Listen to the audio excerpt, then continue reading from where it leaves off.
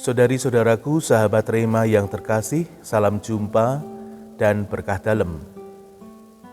Hari ini Sabtu 30 September 2023, gereja memperingati Santo Hieronymus, seorang pujangga gereja yang menerjemahkan kitab suci ke dalam bahasa Latin atau yang kita kenal sebagai Vulgata.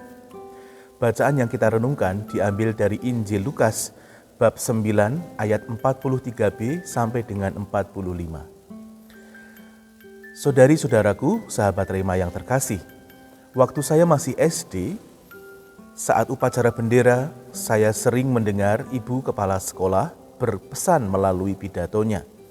Salah satu pesannya adalah, musuh terbesar dalam kehidupan ini adalah diri kita sendiri. Maka kendalikanlah dan taklukkanlah diri kalian, maka kalian akan menjadi pemenang dalam kehidupan ini. Waktu itu saya tidak mengerti maksud dari perkataan ibu kepala sekolah saya ini.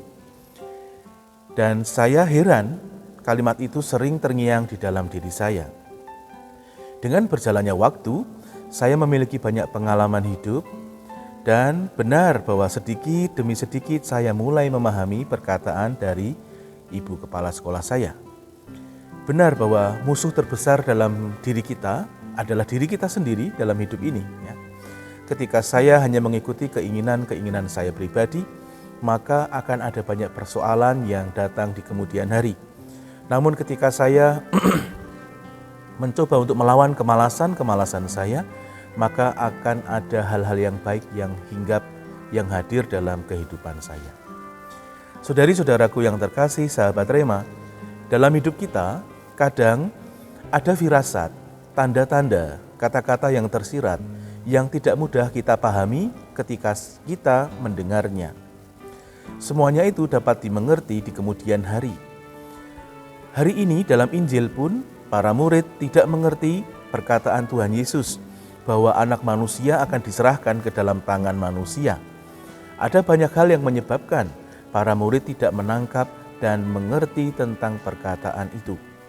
Pertama, karena konteks situasi pada saat itu, suasananya tidak tepat. Sebelumnya, Tuhan Yesus mengusir roh dari seorang anak, dan kemudian suasana yang terjadi di sana adalah semuanya penuh dengan sukacita. Mereka terheran-heran dan kagum dengan kuasa dan perbuatan Tuhan Yesus. Dalam suasana penuh sukacita itu, tiba-tiba Yesus menubuatkan tentang kematiannya, bahwa dia akan diserahkan kepada tangan manusia, dia akan menderita dan wafat di sana. Jelas bahwa konteks seperti ini tidak dapat dimengerti karena terjadi gap suasana yang terlalu drastis sehingga para murid tidak bisa memahaminya.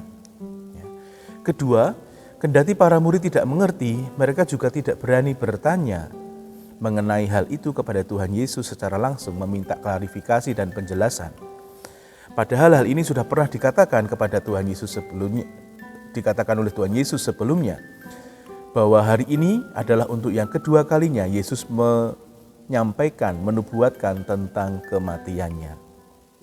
Para murid belum bisa menangkap korelasi dan tentunya mereka belum bisa memahami misi Yesus yang sebenarnya.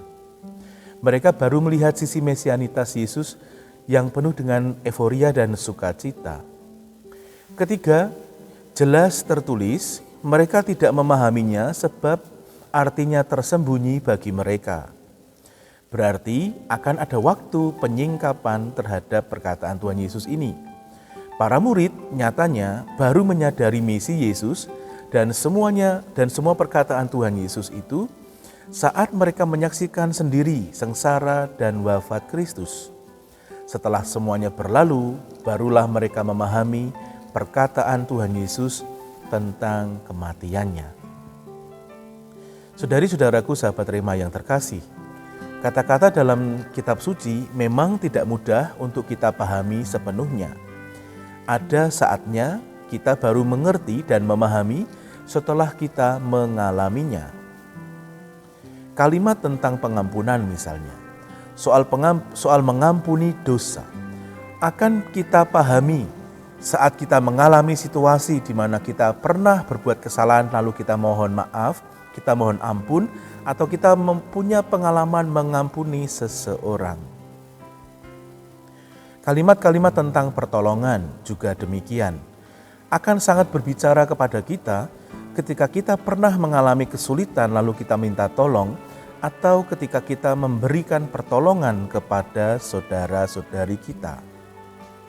Singkatnya, pengalaman dan waktu akan menyempurnakan pemahaman dan refleksi kita. Maka jangan berkecil hati jika sampai detik ini ada banyak hal yang belum kita pahami.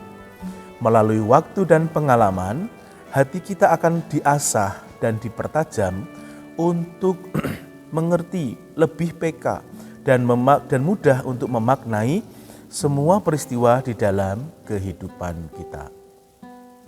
Kita mohon kepada Tuhan agar kita diberi hikmat untuk dapat dengan tekun dan setia merenungkan sabda-sabda Tuhan, seperti halnya yang dilakukan oleh Santo Hieronymus yang dengan tekun dan setia menerjemahkan kitab suci ke dalam bahasa Latin.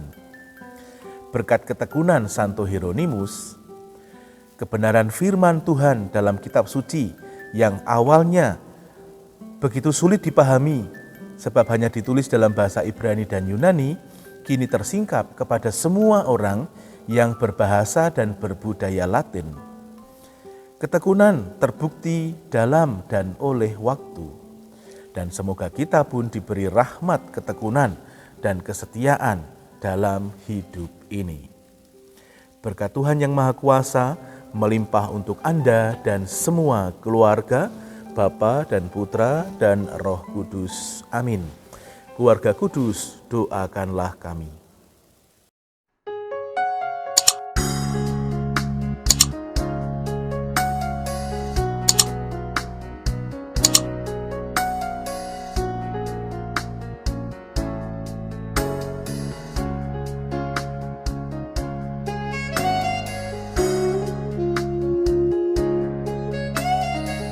Sahabat Rema, sampai jumpa dalam program berikutnya.